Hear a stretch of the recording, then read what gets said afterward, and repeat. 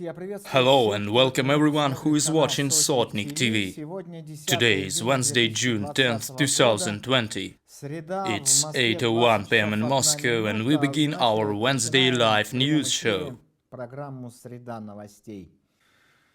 Russian President Vladimir Putin is going to call for a vote to amend the Russian constitution. If passed, it would allow him to run for president as many times as he likes. How should the Russian people vote for this corrupt amendment? The answer seems obvious. They should not take part in this. Blessed is the man who does not walk in the counsel of the wicked.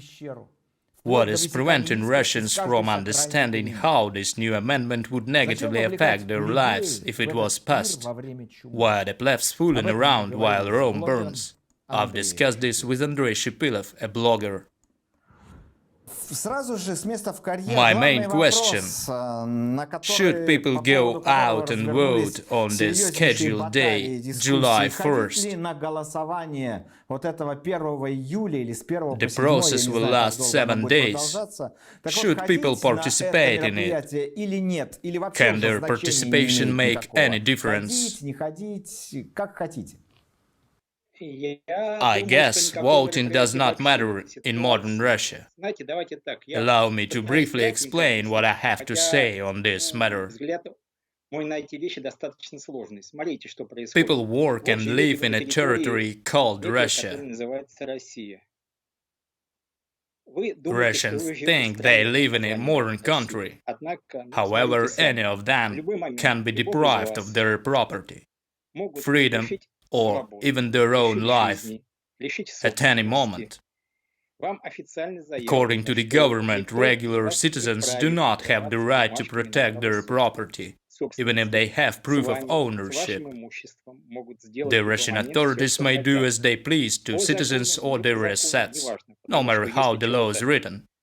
How the law is written doesn't really matter, since the very same law can easily be changed or interpreted to be used against the citizens.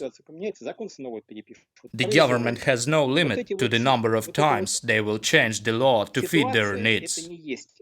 This situation does not resemble the relationship between a government and its citizens, but rather one between a slave owner and slaves, or a prison warden and inmates.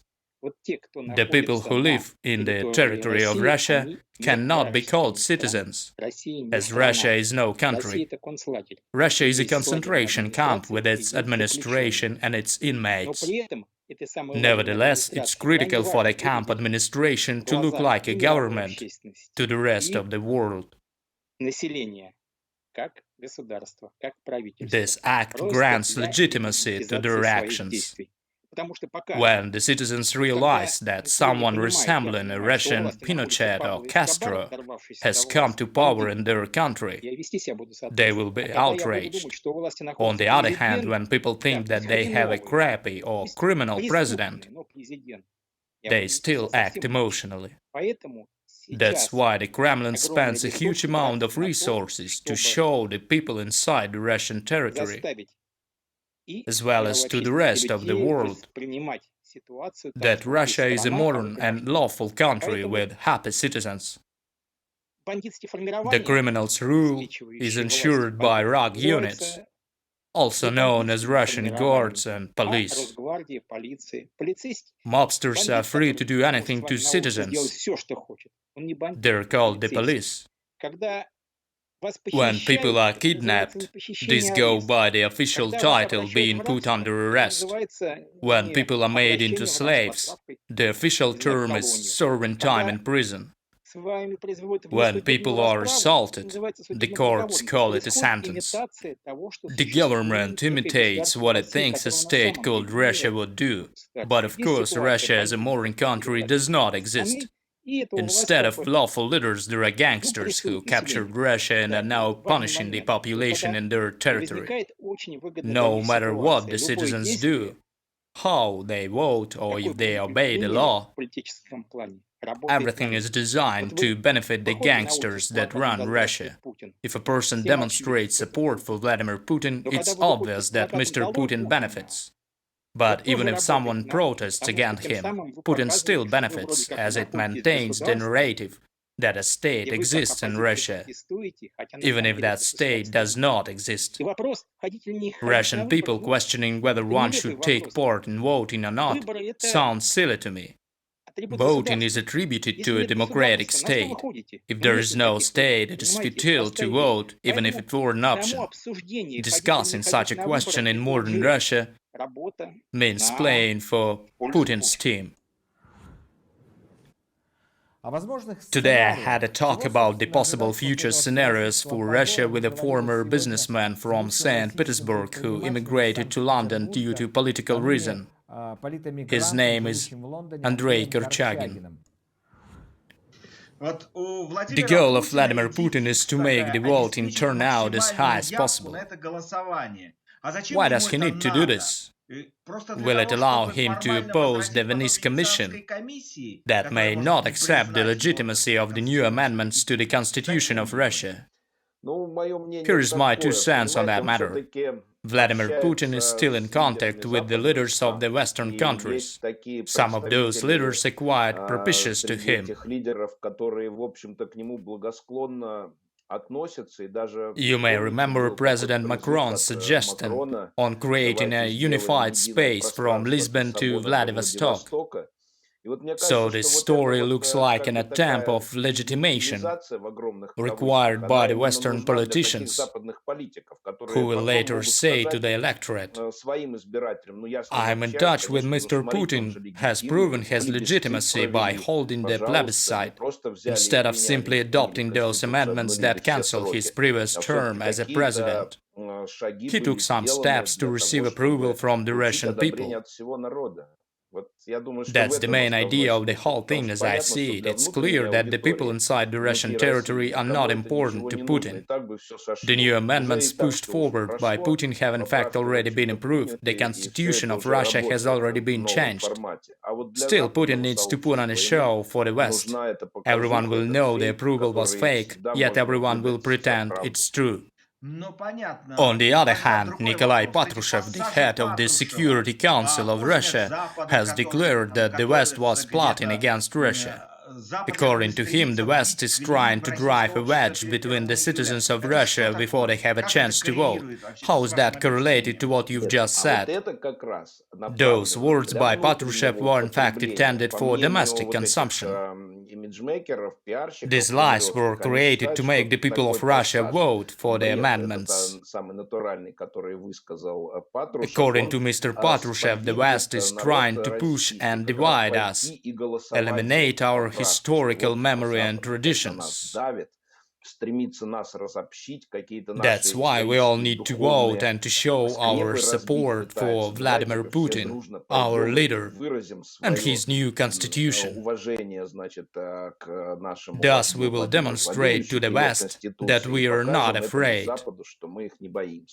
As far as I understand, this is the plan and mentality of the rabble called the authorities in modern Russia.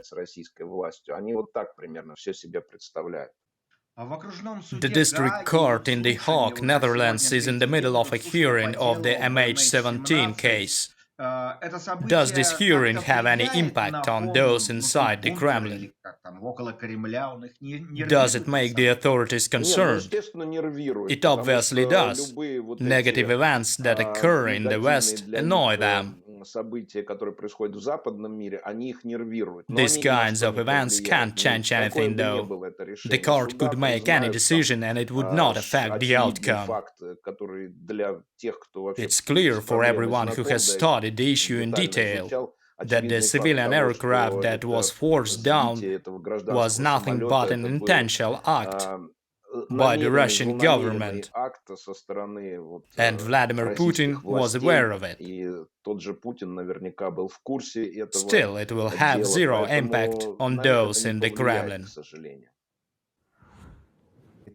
Here's another story from the city of Surgut. 2 ladies were sitting by the river when policemen came by and ordered them to come with them. They didn't explain where they were taking the ladies or if they were being accused of something. They refused to show their badges, so the ladies attempted to walk away from the police, but the officers prevented them from leaving. This episode of Another Happy Day Inside Russia has been filmed. Feast your eyes on this footage. The officers were threatening us. We wanted to leave, but they didn't let us. Stay away from me, you need to keep your distance. The policeman has punched me. He is pushing and punching me. I will report you.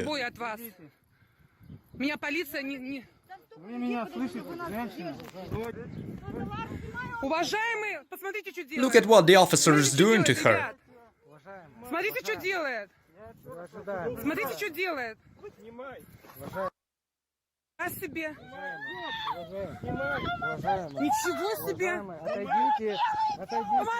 Somebody help, we are being assaulted by the police. That's the way the police treat civilians. Смотрите, что делает. Это полиция делает наша. Это делает полиция наша. Смотрите, что делает. Смотрите, что делают.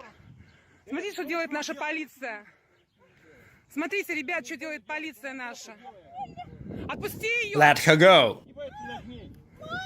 Смотрите, что делают. Tell her name. Смотрите, что делает наша полиция. What are you doing? Смотрите, что делает наша полиция, ребят. Отпусти ее. You're hurting her. Отпусти ее. Они до крови ее. Don't you see that she's bleeding? Отпустите ее. Отпустите ее. Отпустите ее. Смотрите, что делают. He's choking me. Смотрите, что делают. Смотрите, что делают. Ребят, смотрите, что делают. Отпустите ее. Let her go. Отпустите ее. Снеж, я сейчас звоню, она приедет. Да, ребята, продолжаем. My friend has been beaten and cuffed. Избили уже. На нее надели наручники. Сейчас он угрожает. And now the cop is threatening me.